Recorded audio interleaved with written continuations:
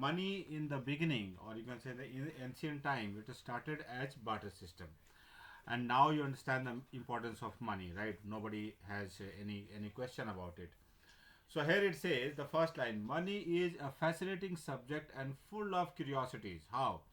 It is important to capture this element for the students, the history of money and how various forms were used at different times in an interesting story.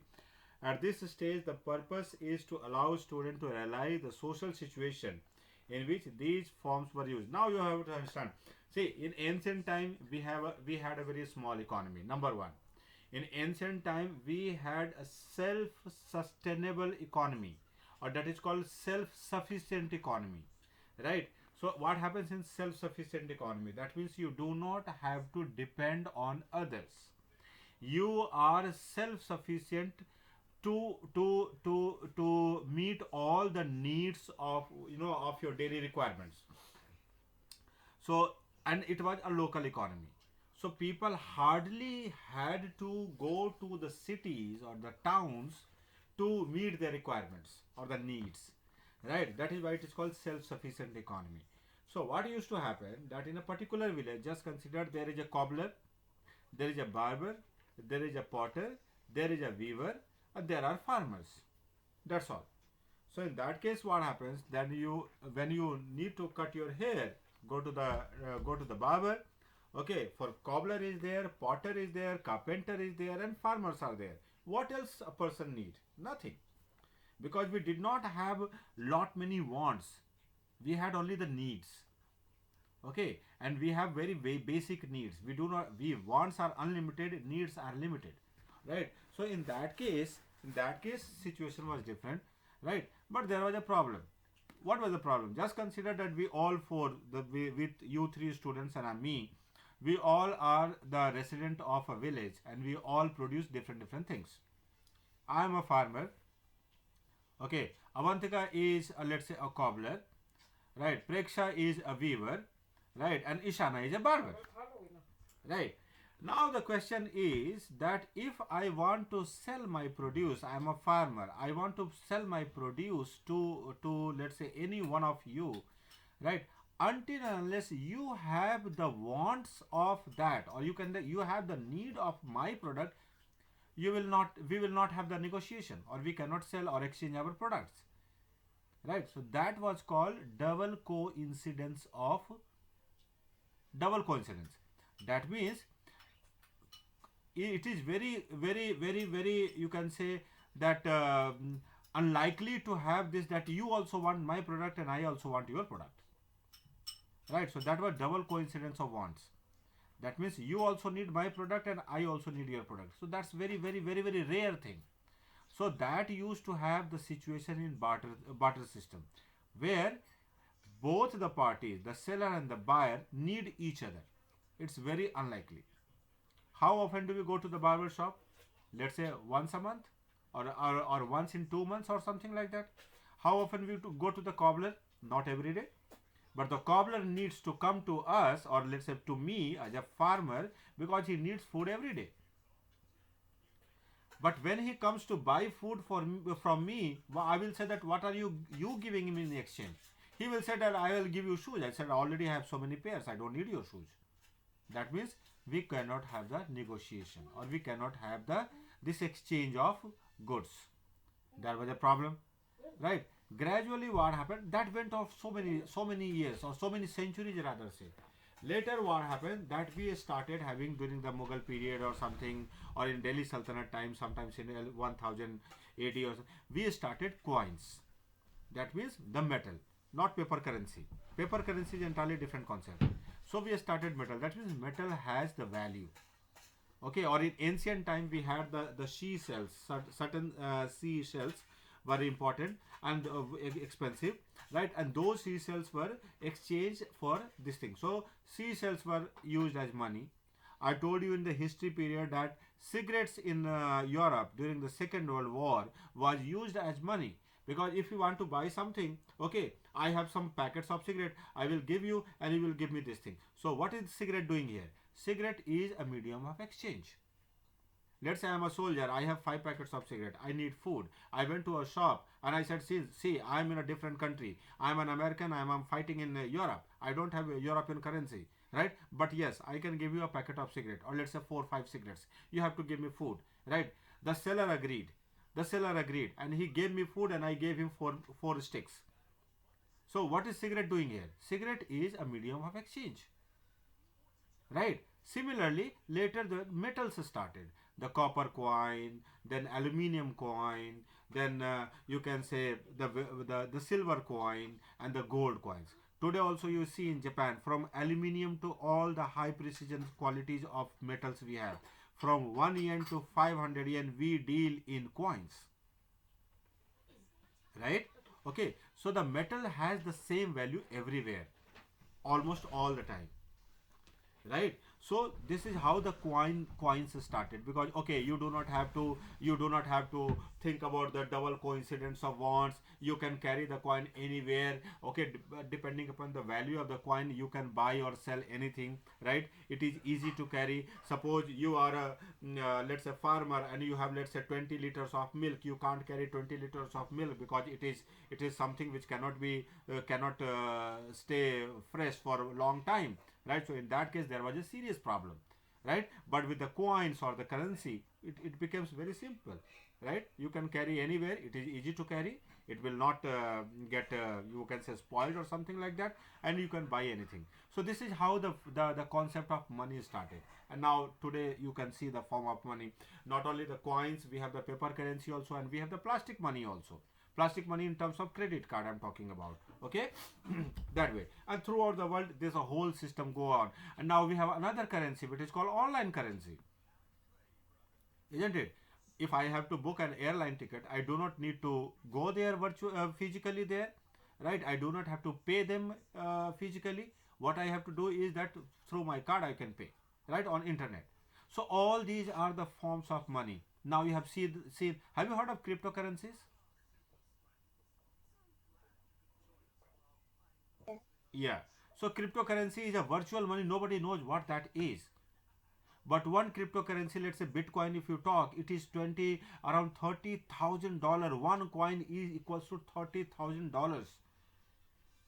$30,000 is huge money, right? Okay, so if you have, let's say, 10 coins, you are a millionaire.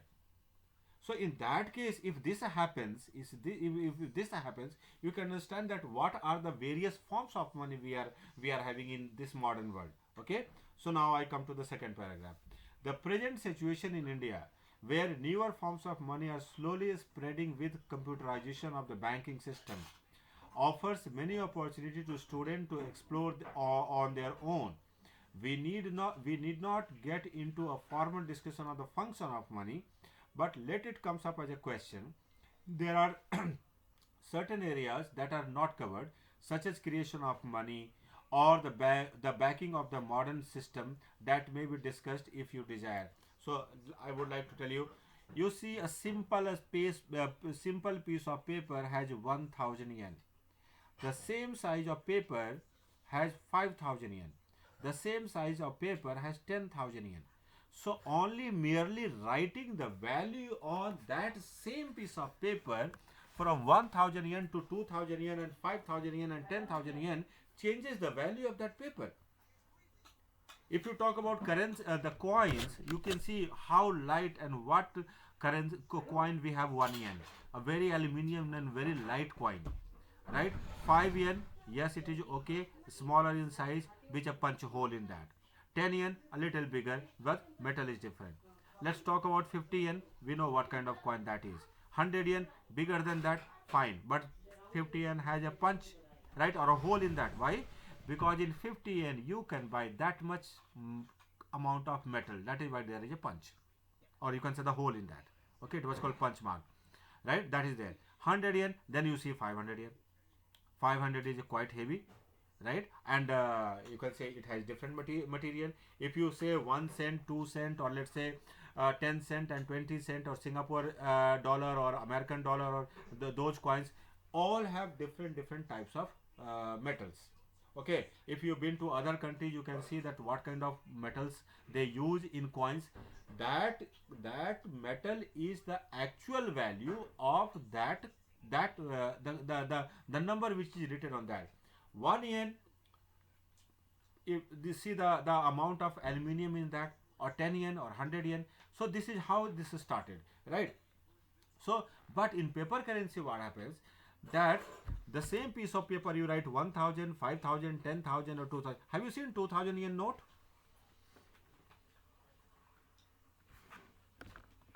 Yeah. I have seen 2,000 yen note. That's why I'm discussing here. Giving you a reference of that. Okay. Normally in market we have 1,000 yen, 5,000 yen, and 10,000 yen. But for briefly it came for 2,000 yen also. I had one or two 2,000 yen note also with me. Anyway, so the question is that 10,000 means how much? 10,000 means $100. If you change into Indian rupees, it's around 6,000 rupees. Right? 1,000 is around 600 rupees or $10. But the quality of the paper remains same. So how come the same piece of paper becomes so expensive from 1,000 to 10,000? Okay, tenfold jump, because there is a guarantee or a backup behind this paper currency, and that backup is gold. So whenever any government issues 10,000 note or 2,000 rupees or 50 euro or $100, the $100 worth of gold is deposited in the central bank of the country, and then only this paper currency comes out. Otherwise, every normal person can have a very nice sophisticated photostat machine, right? And you can print on your note paper or paper currency. But would you accept it? No. Why will you not accept it? Because it is not authorized by the government. Number one. Number two, it doesn't have any legal guarantee. Number three, it doesn't have any economic weightage or the backup behind that. So all bring good quality of paper from the store, right? And print all the notes on photostat machine, and you can say I am a millionaire or I have this much note, and you can circulate in the market. You can buy in the market. No, right? Why? Because it is a legal tender. Legal tender means no one in the in the country can produce or make currency except the government. Number one. Okay. Every paper currency has the backup of gold. So just consider that $1 million or 1 million yen of new notes, if the government of Japan or government of America is bringing in the market. So before bringing in the market, government deposits 1 million worth of gold in the central bank, and out of that, or you can say on behalf of that 1 million dollar or 1 million yen gold, this money is coming out. So that is the entire mechanism behind the paper currency. But then also government says that we should be digital. Okay, we should do a mostly online payment or with the card payment. We do not have to depend on the currency note and all these things. Why? Because printing a currency note also cost money, right? But you see, when you are swiping a card or when you are doing online money, where is the money? Money directly from your bank account goes to the concerned party, right? Without exchanging 10,000 yen or $100 or $50 or something like that. But that means we do not see the money, but our work is done. So in that case, what happens that we do not need to depend on the paper currency. So everything should be digital, or you Okay. can say the computerized. In that case, what happens that government has to spend less money on printing this paper currency. Because I tell you, as far as I know, if you are 100 rupees note, if you are printing in government of India prints, around 4 to 5 rupees is the cost of a per 100 rupees note which government produces or prints. Now you see the entire Indian economy or entire Japanese economy, how many millions or billions of worth of economy you have, right? If everything will be in terms of paper currency or the coins, how much money will be unnecessary wasted, okay? Because you have to print it. Number one. Number two, coins can sustain, but paper currency, after a few circulations, let's say 100 circulations or 1000 circulations, it gets dirty, soiled, torn, right? Again you have to print again. So in that case, what is happening? That the money value remains same, but the cost of printing increasing year by year. To avoid all these things, now government is promoting online or digital or plastic money. All right, okay. So this is what I discussed here. Now, Uh, yes, yeah, but some countries have to buy gold from other countries. some country. They don't have gold reserves. Means they have to buy gold from another country. See, if you don't have gold, you have no problem. How will you earn gold? If you do not earn gold, no problem. You can earn the foreign exchange. That means you can earn dollar. Because what they do is that, suppose a particular country doesn't have, let's say Japan doesn't have gold reserve here, right? We know that. So what Japan does is that Japan exports its goods to the other countries, right? And when you export, you get dollar, you get euro, you get pounds, right? And that foreign currency will be used to buy the other things. And from that foreign currency, you can buy the gold from other country. What's the problem? So is that like barter system? Sorry. So that is like barter system. No, it is not about barter system. What we do is that, see, certain countries export more, import less. So they earn, their trade is in their balance, in their favor. That is called the balance of trade, right? So a particular country imports more and exports less. So in that case, the balance of trade is not in their favor. Okay, a country like Japan, which exports more and import less because of the population, because of the demand and many other things, right? So the balance of trade is in their favor. So they earn more money, because exporting means what? Exporting means selling. So when you sell, you get more dollars. When you import, you spend dollars. So when you are selling more, you are, just consider that Japan exports for $100, right? And Japan imports for, let's say, $60. So what is this difference? $40 is their savings. And from that $40, you can do whatever you want. You can do development project in your country. You can buy gold to pay with this one. And dollar itself is, of course, you can say an asset, right? So against the dollar also you can print money. All these things are there. It's a very complicated thing. Okay.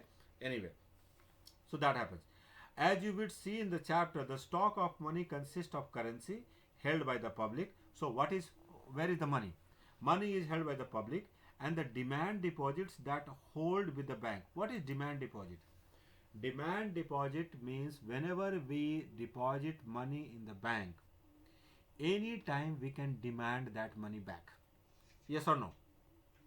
Okay, just consider that in the morning at 10 o'clock I went to the bank and I deposited $100,000, or let's say 100,000 yen.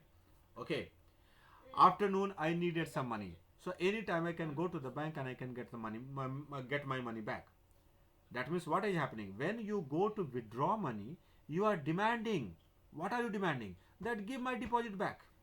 I want this much. I gave you, let's say, 100,000 yen. Now I want 20,000 yen. Give me back. So we are demanding. That is why it is called demand deposits. So demand deposits means basically the money which we deposit with the bank and we can get it anytime. That is called demand deposit. Okay, that one. So this is the money that people can use as they wish, and the government has to ensure that the system works smoothly. Now just consider one case, that you go to the bank and you ask that, okay, I want 1 million yen, and bank says, sorry, I don't have money, come tomorrow. And I say, no, I need urgently now only. So do you think that the banking system will work smoothly? No, it will not work smoothly. Why? Because when I deposited, you did not say that don't deposit so much. You took all my money. And when I am demanding my money back, you are saying, sorry, we don't have money, come tomorrow, I will arrange and you will go. That means what will happen? That we will lose faith in the banking system. Next time I will not deposit money in that bank. So it will not work smoothly. Okay, so the government has to make sure that the banking system works smoothly. In that case, whatever people deposit, how much is the ratio or how much is the percentage that they will get it, they will demand the very next day? Maybe 10%, maybe 20%. So 10%, 10% to 20%, just consider a case. Liquid money should be always available with the bank. Means what? Liquid money means cash money. Okay, so liquid money means cash money. So the liquidity of a bank, that means if you feel that okay, in my bank 200,000 yen is deposited every day and 20,000 to 30,000 is withdrawn by the people every day, that means it is around 10%, 10 to 15%. Okay, so 10 to 15% money I have to keep always in cash, so that anyone who comes to withdraw I can give them. In a rural areas, what happens, that suppose I live in a village, right, and I have deposited, let's say, 1 million or 2 million rupees in my local bank in the rural area. Okay, now let's say after 15 days I need to get my money for a big function, let's say marriage or any other thing. I What I will do is that I will inform the bank beforehand, let's say 2 days or 5 days ago, right, or before the particular date, that I want this much money. So please arrange my money. In a rural area, I'm talking about. Okay, so because they do not have that much cash, because cash work does not work there. But since you are a rich farmer, you have deposited money and bank has your account, and your account has, let's say, 20 lakh rupees or something like that. Now you need 5 lakh or 10 lakh rupees instantly. You cannot get instantly from the rural bank, right? So what you have to do is that if you inform them 2 3 days ago, right, what will happen, that they will bring the money and they will arrange for you. So this is another thing, because in the rural area this rarely happens, right? But in cities, you can go to the bank and you can get it, no problem, right? Here in Japan, what happens, that a half a million you can withdraw one day per account. This is a cap, or you can say this is how the government controls here. You cannot withdraw more than 500,000 in one day from one account. Okay, that happens. So this is one of the things which governments do to control the supply of money in the market.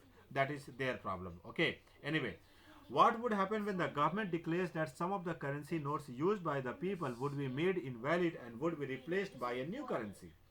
This happened in India in 2019 or something. Okay, suddenly at 8 o'clock night, Mr. Modi, Narendra Modi, declared that from 12 o'clock, that means after 4 hours, okay, all these particular notes, 500 rupee note, 1000 rupee note, will be trash. A piece, what do you say? A junk, okay, or useless piece of paper. In the evening at 8 o'clock, he decided, or he announced to the whole country, that from 12 o'clock night, these denominations will be useless, right? So country or governments do that also. Okay, that's a different issue. That is why it is mentioned here. Okay, in India during November 2016, okay, in 2016, not 19, currency notes in the denomination of 500 and 1000 were declared invalid at 8 o'clock. This is what I was telling you. Okay, people were asked to surrender these notes to the bank by a specific period and receive new 500 and 2000 or other currency notes. So those who had the bundles of notes, they have to go to the bank and they have to exchange it.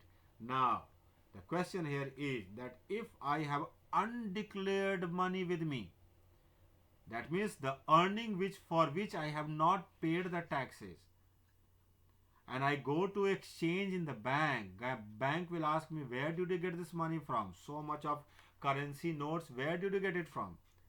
Do I have any satisfying answer for them? If I do not have any satisfying answer for them, okay, government can arrest me. That means my income is more, but I am not declaring to the government, and I am paying less taxes. Right? Okay, so that will create further problem. Anyway, government did that. So this is known as demonetization. So now you understand what is demonetization. Demonetization means certain denominations of money is declared invalid by the government, and that process is called demonetization. Since then, people were also encouraged to use their bank deposits rather than cash for transaction. Now I know that if I have a good pile of currency notes with me, okay, and any time if government declares invalid, all my notes will be useless. So better to have not to have black money, better to have white money. What is black money and white money? Let me tell you. Black money is a money which is undeclared. That means, see, if you ask your father, he declares his earning or income or salary annually to the government that this is my salary. Based on that salary, government's charges income tax. So our income is white money. But suppose any kind of money which I have not declared to the government, and that is my earning, and I am not paying taxes on that earning, that is a black money. Okay, that means it is a loss to the government. Just consider one case that I get 250,000 yen as my monthly salary, right? Okay, and government knows that, and based on that I am paying taxes. But apart from that, there I have many other hidden earnings which I have not declared to the government, and my monthly income goes to 350,000 or something, right? If government knew this, government would have charged more taxes, right? So it would have been an income for the government. But since I have not declared, so government is not getting that income. So because of that, it becomes a black money.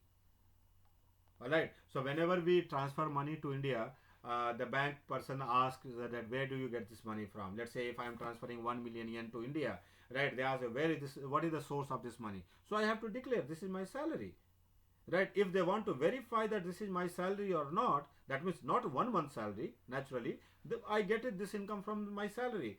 So if they want to verify, they will contact the income tax department, and they will the bank person can ask that whether this man is really getting this much savings or something. The income tax department or can clearly say that yes, his annual salary is, let's say, 3 million yen or 4 million yen or 5 million yen. Out of that he is sending 1 million yen to India. There is no problem like that. But if I don't have any income, declared income, and I am sending money, they ask me that where did you get this money from? Do I have any sufficient answer or satisfying answer? No. If I am not, then that is black money and there will be a problem. Okay, so that happens. Hence, okay, anyway, hence digital transaction started by using bank to bank transfer through the internet or mobile phones, check, ATM cards, credit cards, and point of sale swipe machine at shops. Okay, the swipe machine what we have in the shops. This is promoted to reduce the requirement of cash for transaction, and also called control corruption. So here it says what? Requirement of cash for transaction. See, just consider it. If everybody wants cash, government has to print a lot of cash. And I told you just now that printing cost money. But if we swipe our card and the money will be transferred, you do not need to get to have that money. Just consider that you do not have in a single yen in your wallet. You don't have any currency, 1000 yen or 5000 yen or 10,000 yen in your wallet, right? But you have a card and you can buy whatever you want. So do you need that currency? No. If I don't need that currency, government doesn't have to print that one. If government doesn't print, government will save a lot of money, okay, on printing that. So this is how the government can also and it is eco-friendly also, because that money when circulates with several hands, it gets soiled and government has to change with the new currency, new money, right? So all these things, plus it controls corruption also, because whenever you swipe or whenever you do the digital transaction, there is a track that where is this money coming from and where is this going. But for cash transaction, what happens? We do not know where is this coming and where is this going. Right? So if I have to bribe somebody, I will take out cash from my pocket and I will put in his pocket. Okay, government will not get to know that what happened. But if I am bribing some person through the bank account, right? Government will get to know that this person has paid somebody to the, but for what? For what? We don't know. That means this is illegal, right? So if digital transaction takes place, we can control corruption, right? So we that is why the government in all the countries are trying to what do you say, discourage the use of currency and all these things. That is why you see here you have the Pepe or Rakuten, or you can say your Apple Watch. You just touch with the machine, you know, your transaction is done. You have the Suica.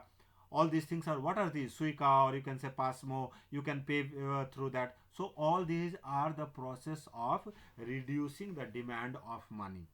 Okay, so if your Suica has the 10,000 charge on that, right, you do not have to pay carry cash.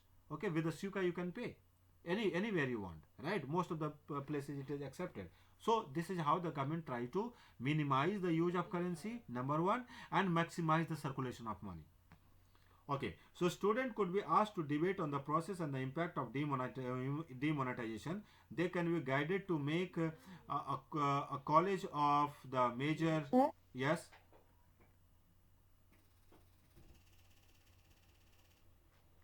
yes.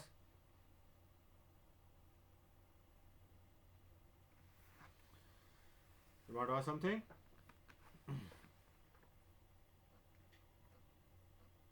Is everybody there?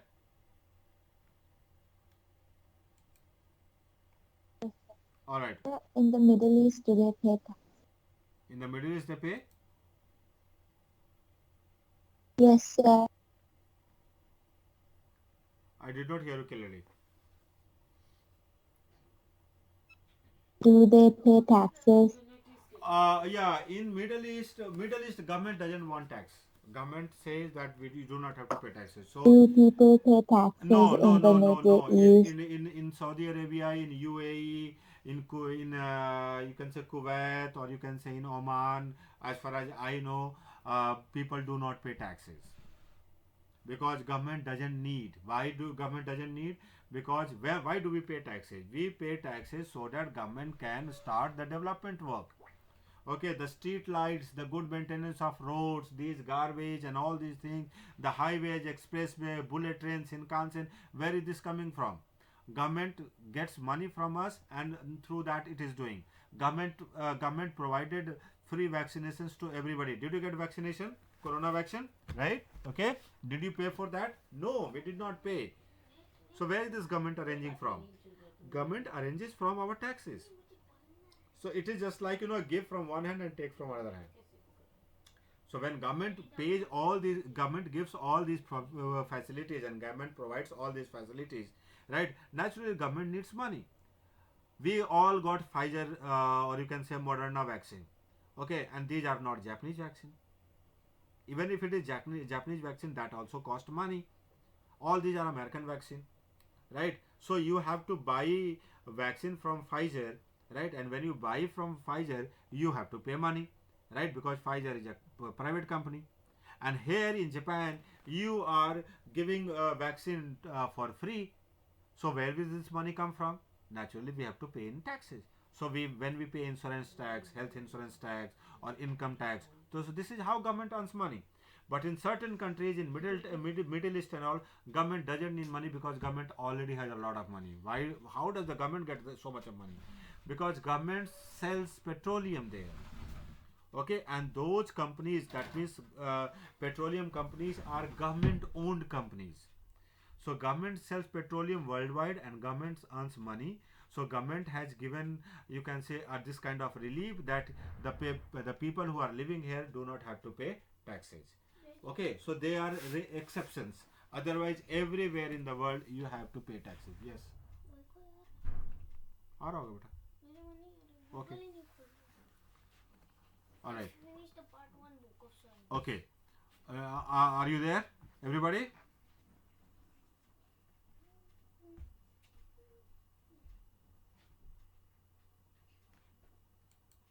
Yes, sir. Okay, all right. So now I come to the next part. Second column. Credit is a crucial element in economic life, and it is therefore important to first understand this in a conceptual manner. So you have to understand what is credit. So what are the aspects that one look at in any credit arrangement and how this affects people in the main focus of the second part of the chapter.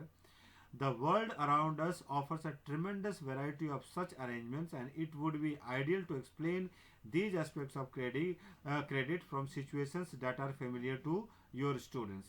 The other crucial issue of credit is its availability to all, especially to the poor and on reasonable terms. So, credit means borrowing.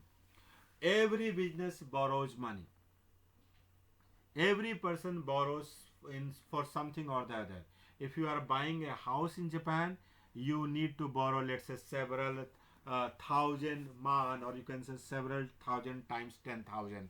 Okay, 5,000 to 6,000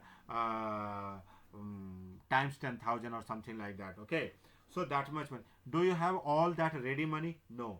So what we do is that we borrow from the bank, right? That means we get loan from the bank, right? It is financed by the banks for, let's say, 35 years at the rate of 0.5% or 1% or 1.2% in Japan.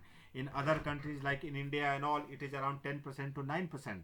9% to 10% or 11% also, right? This is how it goes on. But in Japan it is less than 1%, or you can say 1.2% maximum or something like that. So we borrow money. Businesses borrow money. Farmers borrow money. People borrow money. So if borrowing is easily available, it becomes easier to start a business. It becomes easier to multiply that money. If borrowing is easier, I can borrow money from the bank. Okay, I have a good idea.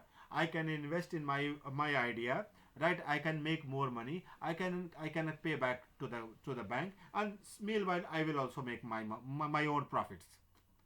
But if borrowing is very difficult, doesn't matter how good ideas you have, right? But since you do not have the capital, you can't start your business, right? So credit is another important aspect of an economy, that how easily credit, or you can say the borrowing, is available to the people, right? Okay, plus what is the guarantee that the person who has borrowed money will return it, right? So when you do not return, naturally, if you don't return, so banks will not give you money. That means banks will not lend you money. So in that case, you have to have the collateral that we will discuss in the main page.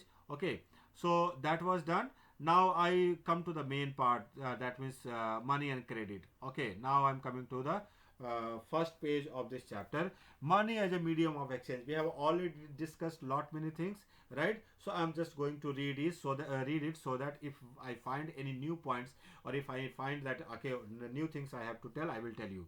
So the use of money spans a very large part of our everyday life. Look around you and you would easily be able to identify several transactions involving money in any single day. Can you make a list of these? Of course we don't need. Come to the second paragraph. Have you ever wondered why transactions are made in money? The reason is simple. A person holding money can easily exchange it for any commodity or service that he or she might want. So money has this, you can say, quality, okay, or this characteristic, that you can buy anything any point of time with the help of money, right? So if you have money, you do not have to worry about what to buy and where to buy and all these things. But if you have commodity, then you have to find out a person who wants your commodity. Then only you can have that exchange, right? But with the money, there is no problem. Thus, everyone prefers to receive payment in money and then exchange the money for things that they want. Take the case of shoe manufacturer. He wants to sell shoes in the market and buy wheat. The shoe manufacturer will first exchange shoes that has produced for money and then exchange for money for wheat. Imagine how much difficult it would be if the shoe manufacturer had to directly exchange shoes for wheat without the use of money. Now what happens? Whatever we produce, I am producing services, right? Okay. What does your parents give me? They pay me money, right? I pay my services. I'm selling my time, right? Do we have the double coincidence of wants, that I want your engineering work and you would want education? No, it's not like that. So we all are free to buy or sell anything we want. So this is how we negate the double coincidence of wants. It's written over there, right? So what is double coincidence of what? So it says both parties have to agree to sell and buy each other's commodity. So this is called double coincidence of wants. So you have to underline this. Okay. So you do not need to. I am at page number 39, second column. So what is double coincidence of wants? This is one mark question. So you can write both parties, the buyer and sellers, have to agree to sell and buy each other's commodity. This is known as double coincidence of wants. What a person desires to sell is exactly what the person wishes to buy, and it is highly unlikely, right? It's very very rare you can say a coincidence that, oh my god, this is what I wanted to buy, and thankfully you are here to sell it. It rarely happens. So in that case, economy will not run, right? In a barter system where goods are directly exchanged without the use of money, double coincidence of want is an essential feature, right? So double coincidence of wants is an essential feature of a barter system. In barter system we have to have the double coincidence of wants, otherwise you can see in the picture, right? The comments are written, I want shoes but I don't have wheat. He says, I don't need shoes, I need clothes. And he says, I will give you shoes for your wheat, and all these things are there, right? That means all these 3% do not have the double coincidence of wants. So in that case they cannot do their businesses, right? Next paragraph. In contrast, in an economy where money is in use, money, by providing the crucial intermediate step, eliminates the need for double coincidence of wants. So money completely eliminates the need of double coincidence of wants. I don't need your product, but you need to buy my product. You can pay me in money, right? Okay, that's the exchange is done. No problem. I want something, I will pay in money and I will buy the things. Right? I do not have to think that who is the person who wants my product, and who they will think that who is the person who wants my product. Right? So entire market will be looking for the potential buyer, and they will never get it. Right? But when you are using money, you don't have to think about all these things. It is no longer necessary for the shoe manufacturers to look for a farmer who will buy his shoes and at the same time sell him wheat. All he has to do is to find a buyer for his shoes. Once he has exchanged his shoes for money, he can purchase wheat or any other commodity in the market. This is what we do, right? We sell our services, okay? We get our salary in cash, or you can say in money, right? And after that we want whatever we buy, whatever we want, right? We do not have to look for the potential buyer or sellers. No need. Yes. Huh? I'm sorry, I am busy. Later. Since money act as an immediate and intermediate in exchange process, it is also called a medium of exchange, right? Okay. So that is a medium of exchange. So that's why in the beginning of the class I told you that medium of exchange can be anything which has a value, right? In ancient time, the gold coins, the seashells, then in modern times, cigarettes, okay, and other thing, the metals and all these thing became the medium of exchange, right? And that is why it was called money, right? But time to time it changes. All right. So we have seen that now on the second page. We have seen that money is something that can act as a medium of exchange in transactions. Before the introduction of coins, a variety of objects was used as money.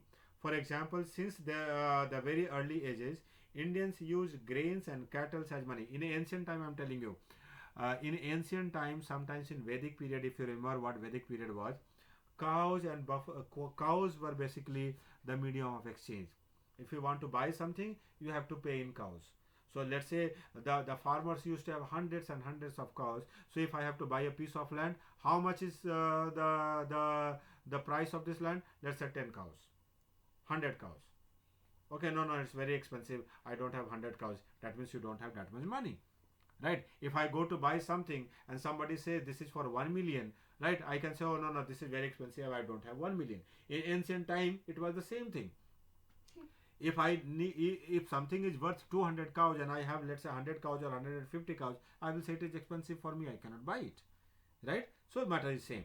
So thereafter came the use of metallic coins, gold, silver, copper coins, a phase which continued well into the last century. Now you can say Japan is a unique country where from yen 1 yen to 10,000 yen money is available. If you go to India, 1 rupee is almost vanished.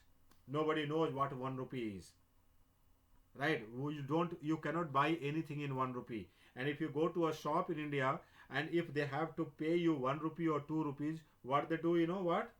Can anybody tell me that what they do, the shopkeepers? They give you candies, they will give you chocolates, okay? And this is how they earn more, they make more money. Yeah. Yeah, because see, if I have to get one rupee from shopkeeper, he will give you a candy. I am a diabetic person, I don't need a candy, why are you giving me? But they give you forcefully. Forcefully they will. I don't like candy, but they give you, sorry, I don't have change, so take the candy. and and the price of the candy may be 30 rupee, 30 paisa or 40 paisa, but they are exchanging that for 1 rupee. See, they are here also, they are making money. But in Japan, what happens? You get 1 yen, 2 yen, right? Okay, in the when when you go to they give you so much of 1 yen, 5 yen, or something like that. So that is called good money supply. That every denomination is easily available. Okay, so in theory, in our country, 50 paisa, 1 rupee, 2 rupees is still there. But do we find that money in our pocket? No, it's already gone. That means those currencies, those coins are already gone, right? Why? Because instead of 1 rupee, he will give you a candy. You like it or not, they will give you in that way. And here also they make money. So that is called bad functions of money. That means bad management of money or bad supply of money, right? So simply they say that where is 1 rupee coin, so we don't get 1 rupee coin, so we give you candy. What to do? And okay, and since I do not want to leave my 1 rupee with the shopkeeper, so I accept candy unnecessarily. Anyway, all right. Now come to currency part. Modern form of money include currency, paper notes and coins. So currency means paper notes and coins. Unlike the things that were used as money earlier, modern currency is not made of precious metals such as gold, silver, and copper. Unlike grain and cattle, they are neither of everyday use. The modern currency is without any use of its own. So then why it is accepted as a medium of exchange? So you can see the piece of paper has no value, right? But it has a value because of certain other reasons that I have already told you, because it is backed by gold. Okay, so it says why it is accepted as a medium of exchange. It is accepted as a medium of exchange because the currency is authorized by the government of the country. So this is also called, write down in bracket, legal tender. This is called legal, legal, tender, tender. So money is a legal tender. That means nobody in the country can say that I do not believe in this currency. If you are in Japan, you have to buy or sell in yen only. If you are in India, you have to buy or sell in rupees only. You can't say, no, I am a Japanese, I don't believe in rupees, I want dollar, I want yen. Shopkeeper will say, get out, I don't have yen. If you want to buy in rupees, otherwise get out. So what happens? The moment we go to the airport, if in any country, the first thing what we do is that we have to change the money. Okay, so we go to the money changer and we change the money. So dollar or yen is converted into the local currency, because you will buy the things in the local currency only, and it is accepted. Why? And nobody can say that I don't accept this money, I don't believe in this money. You have to accept it, because this is the legal tender, this is authorized by the government. That is what it is written here. Okay, so legal tender is a word, it is not mentioned here, but I am telling you, so you can write that one.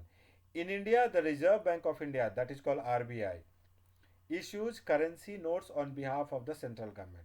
So every country has its uh, bank of the banks, or it is also called central bank, right? And the central bank, the job, or you can say the function of the central bank, is to control other banks.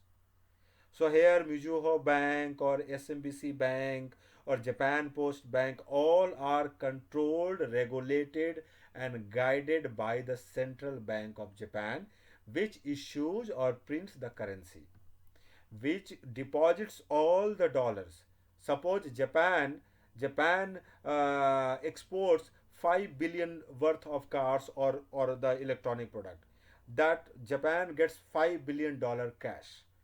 Where is this 5 billion going to be? Because we use yen here, right? So that 5 billion will go to the Central Bank of Japan, and the government will pay that trader or the businessman in yen, in the local currency. Got my point? So suppose, just consider that you are a Japanese, right, and you are selling a product to America, and you sold it for, let's say, $5,000, right, and your payment was done in $5,000. Do you use dollar in Japan? No. So when you deposit that $5,000 in your account in the banks, bank will give you in yen. So where did the dollar go? Dollar goes to the central bank of the country, right? This happens everywhere. So, as per Indian law, no other individual or organization is allowed to issue currency.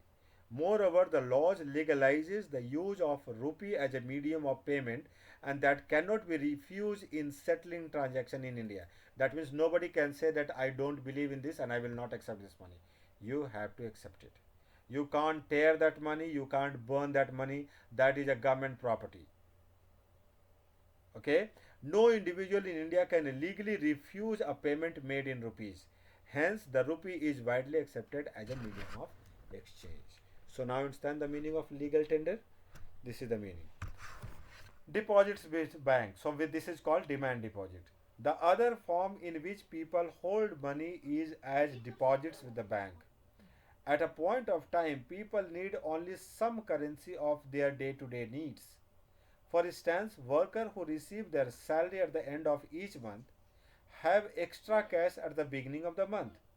So what do people do with the extra cash? They deposit it with the bank by opening a bank account in their name. Bank accepts the deposit and also pay an amount as interest on the deposit. See, in developing country, what happens that whenever you deposit money in the bank, bank bank is thankful to you, and banks give you interest on that. So just consider that if you have 1 million rupee or 2 million rupees in India in a bank, on a saving account, government will pay you, the bank will pay you 2% or 3% or 4% interest on that money. You have already studied great simple interest and compound interest in grade 8 in maths, right? Okay, this is what you get. But in developed country, what happened? You hardly get any interest. So in Japan, it doesn't matter how much money you have in your bank, you hardly get anything. Okay, so that happens. So now the question is, why do the banks pay us interest? Any idea?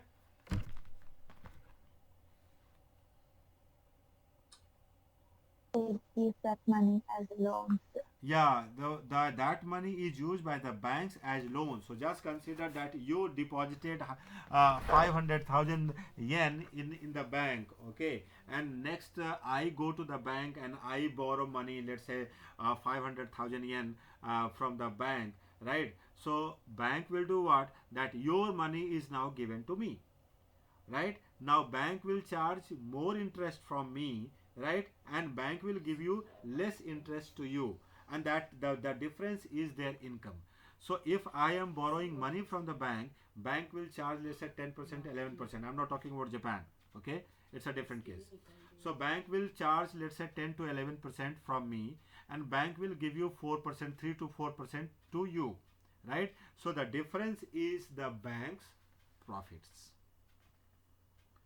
Right, when I was a child, and when I used to go with my grandfather to the bank, I used to think that my grandfather money is kept somewhere in the on the rack or in the shelf or something like that, because I used to see that my grandfather is giving money to the bank person, and I used to see that somewhere it might be kept.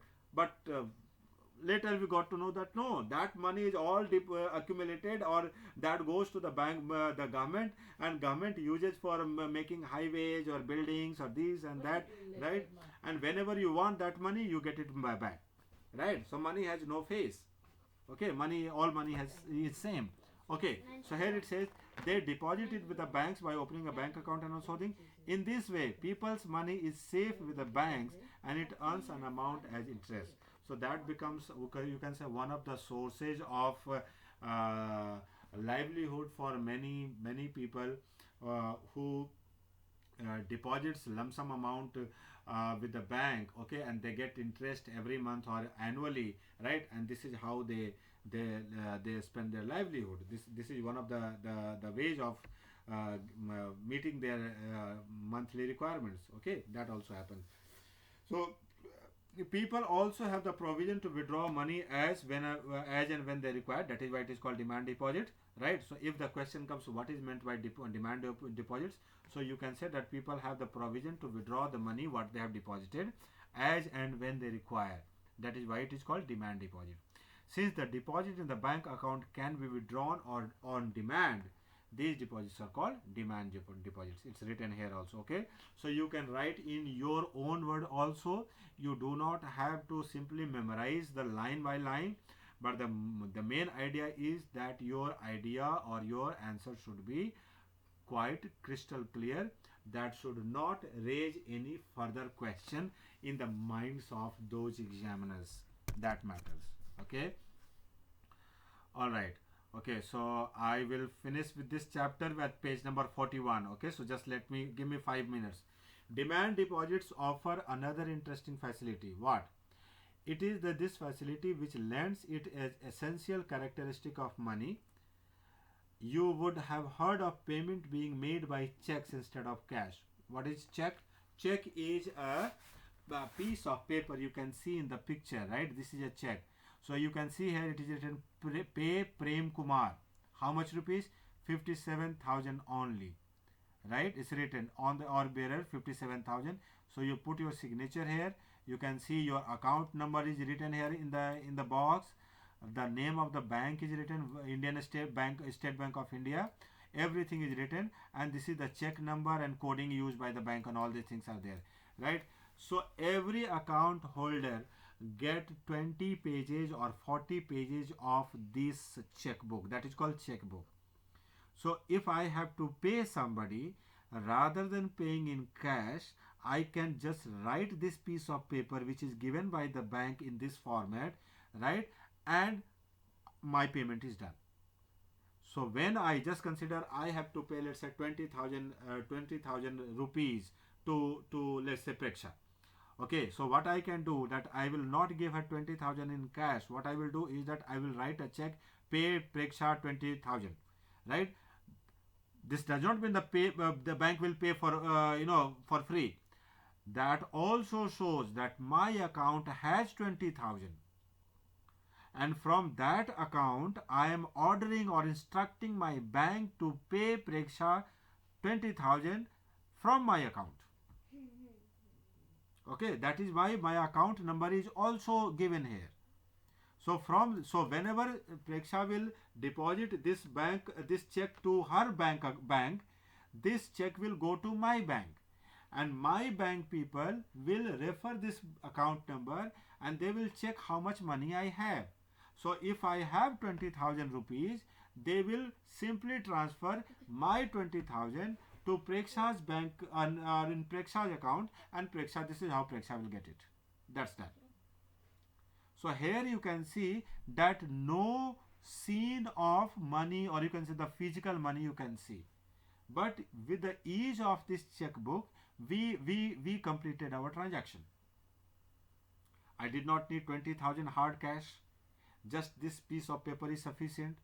This piece of paper is easy for for Preksha also to carry, right? She doesn't have the threat of being robbed or something like that, right? This is just a piece of paper. If she loses it, this piece of paper, I can instruct my bank that this check number, this page has been lost by the person, so please cancel. So anybody who finds this, they cannot get the cash from my bank account because I have already instructed my bank to block this page or block this number, right? So this is how it becomes easier for the person who is issuing check, and this is how it becomes easier for the person who is receiving this check.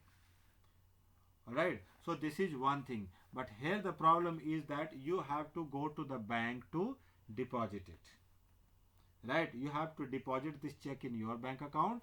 Your bank will send this check to my bank, and from there, when the check is cleared, the amount will transfer to your bank. So this is a lengthy process, not so lengthy, but just this is. But what happens in online banking, right? We do Google Pay, we do Pay or whatever pay, right? Okay, so many facilities we have, right? Online payment, we can immediately pay the way you are paying me. Do I come to your house, or do you come to my house to pay? No, but your father simply transfers the money to my account, and he simply writes the money, just transfer this much account, just please check, right? I do not see that 10,000, 20,000, 50,000 money, right? But what I see at the end of the day, that my in my account this much money has been credited. So when I say this much money has been credited, means in my account this much money has been received. Okay, my account got this much money, so I can say that my account has been credited. Or if your bank account is attached with your phone number, so whenever any transaction takes place or any effect is there in your bank account, there you will get an SMS that your account has been debited or your account has been credited. So remember, I'm telling you in a practical life, if you get any message that your account has been debited by this number, that means money has been withdrawn from your account. Okay, or if it is written, if your account has been credited by this much amount, that means you have got this much amount in your account. Okay, so when your father sends money to me, he gets a message that your account has been debited by this much amount, right? When I get this money, I get a message that my account has been credited with this account. Understand? So here you can see that there is no 10,000, 20,000 currency I see, but transaction has taken place. I sold my services, I sold my time, and I got my money back. That's all. Okay, right? So this becomes easier with the online, right? But check has some different complications. That is why people now prefer more and more online banking and all the things, because I don't have time to go to the bank and do all these things. Anyway, I'm moving to the next. So here it says, I'm at the bottom, the first column. Thus, we see that the demand deposits share the essential feature of money. The facility of check against demand deposits makes it possible to directly settle payment without the use of cash. Okay, since demand deposits are accepted widely as a means of payment along with currency, they constitute money in the modern economy. So where is the money? Money held by the people, number one, and the money which is deposited in the bank as demand deposit. Okay, these two are the money that is called M1 money, that you will study in later. Okay, in grade 11 or 12, M1, that is called M1 money. We have M1, M2, M3, M4, that kind of money. Okay, but this is M1 money. That's my basic money. So you must remember that the role that the banks play here, but for the banks there would be no demand deposits and no payments by check against these deposits. The modern form of money, currency, and deposits are closely linked to the working of the modern banking system. And here comes bank in the picture, because all these modern transactions are done through the bank, whether you are doing with check or online or whatever, right? All these things mean that bank is an intermediary which settles the payment, or you can say transaction, from the between the buyers and the sellers. All right, so we completed page number 41. Okay, next Monday we will start next page from page number 42. All right,